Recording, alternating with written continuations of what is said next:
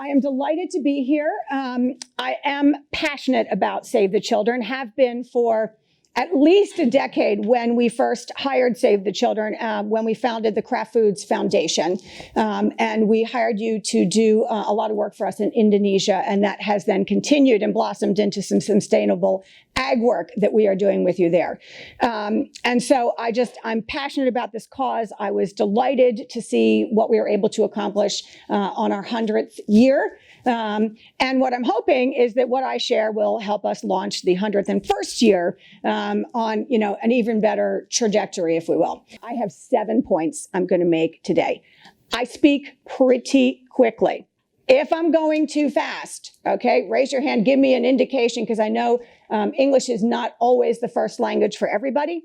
And let's be honest, some native English speakers also find me going too fast, okay? So that's the first thing I want to say. There are 7 points. After I make each point, I will stop and I will ask for questions, because I want to make sure. The second point I like to make is this is about you, not about me. So this is about what you actually want to have answered, right? Your team gave me suggestions from some of the stuff they saw on my website and things I've said in the past for what they thought might be 7 interesting topics for us to cover. But they're not all in the room right now. And even if they were, they actually are only a part of the audience. So if you all have other things that you want to make sure I cover, I want to make sure I cover them too, okay? So as I said, I'll pause after each one of these 7 points. You get to ask your questions, okay? I also want to leave time at the end for some Q&A.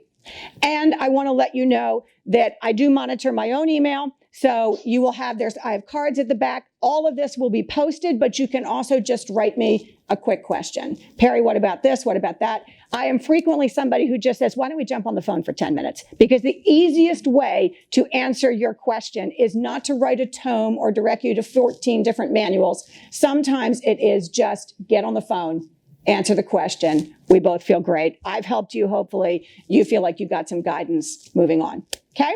Is that a deal? Does that work? Okay. So the first thing I want to actually talk to you about, and it's really important because it enables all the other 7 things, is that you have to ask for help. Okay? Now, I know this is crazy. Why would we need to start with something that says ask for help? But here's the thing. Almost every woman I know outside the office, even most in the office, but they are so willing to help if you ask for help, right? If I asked Vicki, could you pick up my daughter this afternoon because I won't be back from DC in time? She will say yes, absolutely, right? Everybody is willing to offer help. And as moms or people outside the office, we tend to be willing to ask for help. What is it then? What brainwave switches in the office where as women, we are much less likely to ask for help? We are much more likely, and the statistics would say it's because of fear, right? It could be fear of failure. It could be fear of looking dumb. It could be fear that you think somebody is going to figure out you don't really know what you're doing, right? For a ton of, we think we have to be perfect, right? We'll come to that. For whatever reason, we don't ask for help nearly as often as men do, or nearly as often as we could or should.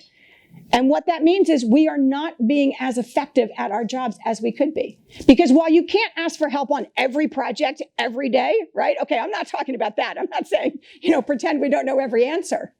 But what I am saying is we are all trying to learn and grow, and we should all be trying to do new things every week. And part of doing new things is that you need to get help, right? So at home, in the office, ask for the help you need. Do not be shy about it. Go out and get it. If you need a coach, ask for a coach. If you need more support from your partner, ask for more support from your partner. Whatever it is, you got to do that, because these other things I'm going to tell you about, they are going to take more time and effort.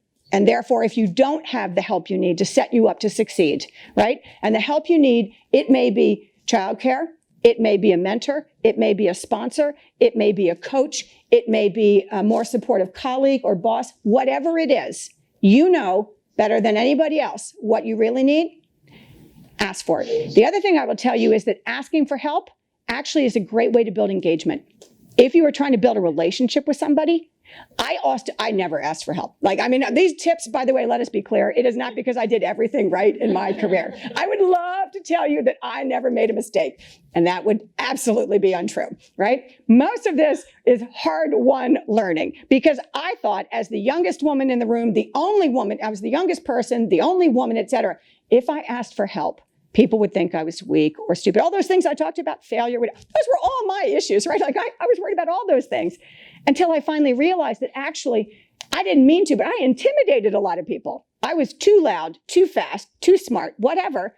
And they didn't necessarily want to work with me. So asking questions or asking for help was actually not only good for me in terms of getting the right answer, but it actually helped me build better relationships.